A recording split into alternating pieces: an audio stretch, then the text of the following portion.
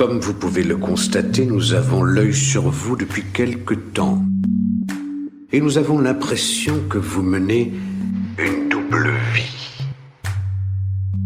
Avec les coups de pied, les coups de poing, l'emmerdant, c'est que ça laisse des marques.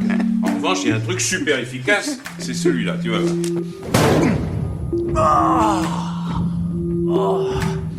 En dernier, la tête. Ça trouble beaucoup la victime.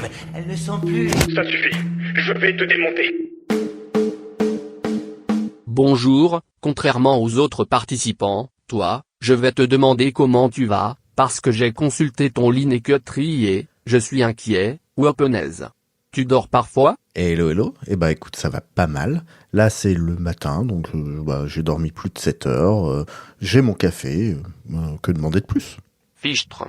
Quelle voix de beau gosse.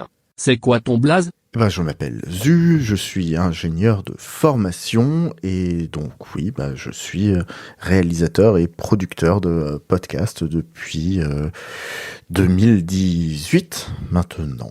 Peux-tu te présenter, ta vie, ton œuvre, groupe sanguin et le volet numéro 3 de ton casier judiciaire, merci? Je connais pas mon groupe sanguin et mon casier judiciaire et comme les gens nés début septembre pour répondre à toutes tes questions aussi indiscrètes soient-elles. Ne me tente pas, Zu. Ne me tente pas.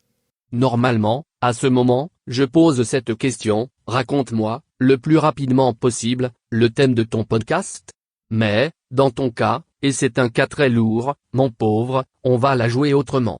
Raconte-nous comment tu en es arrivé là. Producteur, réalisateur, auteur de fiction sonore, formateur, podcasteur, tu es le James Moriarty ou le Elon Musk du podcast français? Alors bon, moi je préfère le Auguste Gusto du podcast, mais bon. Hein? Comment j'ai commencé? J'ai commencé par hasard. J'étais en week-end avec des amis et là on m'a proposé de participer à un podcast qui allait se lancer, Dr. What, où on allait parler de la série anglaise Doctor Who. Et puis au final, j'ai mis le doigt dans la machine, le bras est parti et je ne m'arrête plus. L'engrenage fatal. Deux trucs de geek qui se percutent, c'est la spirale infernale, le train fantôme du nerd, c'est foutu. Tu es devenu un professionnel du podcast. Ça se vit comment ça? Quand ton destin a-t-il basculé? C'est facile? C'est légal? Ta famille n'a pas trop honte? Alors oui, faire des podcasts comme métier c'est légal, c'est juste difficile à expliquer à quelqu'un en dehors du périph' ou au-delà de 45 ans. Et le gars, il me fait des réponses courtes. Comme si c'était évident. Ben oui, tout le monde sait, t'es con. Rat. Je vois clair dans ton jeu, canaille. Tu vas me la jouer blasée, détendu de la bonnette pour que je ne puisse pas sortir mes griffes. Mais tu ne vas pas t'en sortir comme ça. Par le codex sacré, je vais me battre. Ceci dit, c'est bien joué. Tu me coupes l'herbe sous le pied, on reconnaît le professionnel. Chapeau bas, monsieur Zu.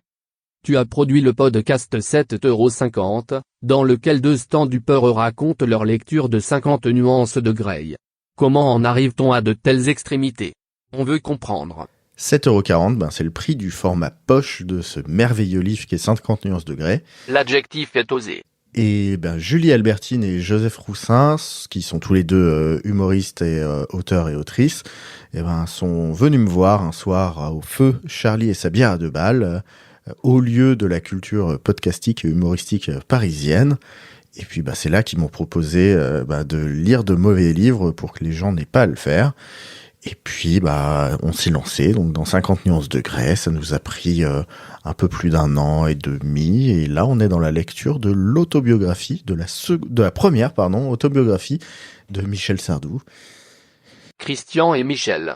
À la suite. C'est sale. Très sale. Vos muqueuses oculaires doivent prendre très cher. Bon, on pensait pas que ça pourrait être plus douloureux que 50 nuances de Grey, mais clairement ça l'est. Les chroniques urologiques, c'est un podcast sur les ovnis avec une faute dans le titre? Ouais. Je te laisse 2 secondes pour réfléchir. C'est bon, tu l'as? Oui, j'ai la vanne, mais j'aurais préféré que ce soit un podcast là-dessus, effectivement. Et il me refait le coup, l'affreux. Réponse courte. J'ai l'air d'un con avec ma question ironique et langue de putière. Et que personne ne va comprendre, évidemment. Tu es ceinture noire de Krav Maga anti-troll, ou quoi? Allez. On reste solide sur ses appuis et on reprend le combat. Tu es un grand amateur de stand-up, tu n'as jamais pensé te lancer dans ce domaine? Alors non, pas de stand-up dans mes plans, parce que comme tu disais au tout début, la nuit, j'ai besoin de dormir plutôt que de courir dans tout Paris pour essayer de faire rire des gens. Voilà. Question suivante, donc. Comment vois-tu l'avenir du podcast en France? Ce n'est pas que cela m'intéresse, mais ça fait sérieux et puis, j'aimerais savoir si ça va s'arrêter ce truc. Alors j'ai une très mauvaise nouvelle pour toi, c'est que ça va pas du tout s'arrêter ce truc. Ah ben non, bordel. Alors aujourd'hui, la plus grande force pour moi du podcast, c'est aussi sa plus grande faiblesse malheureusement, c'est la nucléarité de son écosystème, c'est-à-dire que contrairement à YouTube ou Twitch, c'est pas un média qui est centralisé sur une plateforme, donc ça nous offre la liberté de faire essentiellement ce qu'on veut, mais le problème c'est que c'est difficile de faire adhérer de nouvelles utilisatrices ou à monétiser pour pouvoir se payer autre chose qu'un café. Et bim. Le gars me sort un truc très pertinent et intéressant, l'air de rien, comme ça. Ah mais il est fort, le zu. Très très fort. Je prends cher, putain. À ton tour de t'impliquer, quel podcast tu rêves de démonter? Évite de dire je déteste les podcasts, je n'aime pas moi-même ce que je fais, pas la peine d'en rajouter. Alors justement, avec la liberté qu'on a dans le podcast, il y a de plus en plus de contenus d'extrême droite qui se créent. Donc, je vais pas donner de nom pour pas leur faire de pub, mais c'est ceux-là que j'ai envie de démonter, clairement. Ah oui, ceux-là. C'est de la saloperie brune et mascu. Ça salit tout. Et ça pue. Fort. Tu peux me remercier d'avoir sacrifié quelques minutes de mon précieux temps à parler de toi. À bientôt.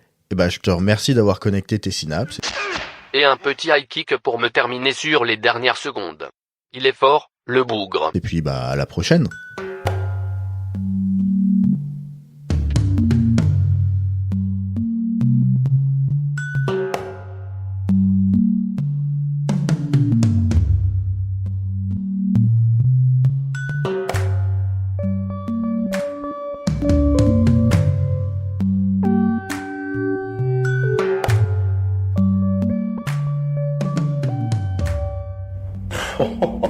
N'y pense même pas, je suis bien trop rapide pour toi. Bang!